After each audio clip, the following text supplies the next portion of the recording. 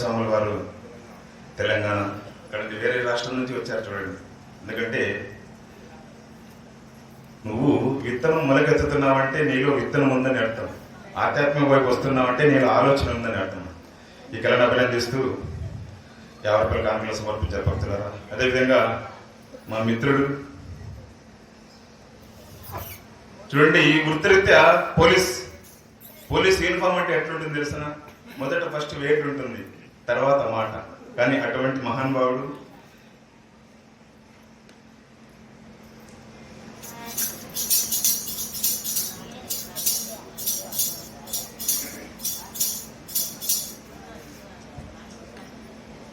మా గురువర్యులు హనుమాన్ స్వాముల వారు. ఎందుకంటే వృత్తిరీత్యా వైద్యం చేస్తుంటాడు. మీరు ఎటువంటి సమస్యనే తీసుకుని రండి,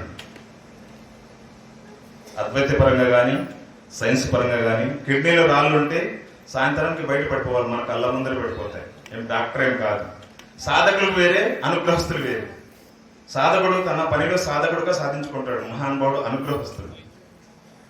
కాబట్టి మహానుభావుని కుటుంబాన్ని కూడా సర్వేశ్వరుడు ఎల్లవేళలా నిండు నూరేళ్ళు ఆయుష్ను ప్రసాదించాలని మనసారి కోరుకుంటూ, అదేవిధంగా మా సార్ వారు పాగోడలో కానిస్టేబుల్ సార్ వారికి కూడా విరాట్ పోతులూరి వీరబ్రహ్మ స్వాముల వారు సకల సంపదకులు అష్టైశ్వర్యములవి నిండు నూరేళ్ళ ఆయుష్ను ప్రసాదించిన మనసారి కోరుకునే భక్తుల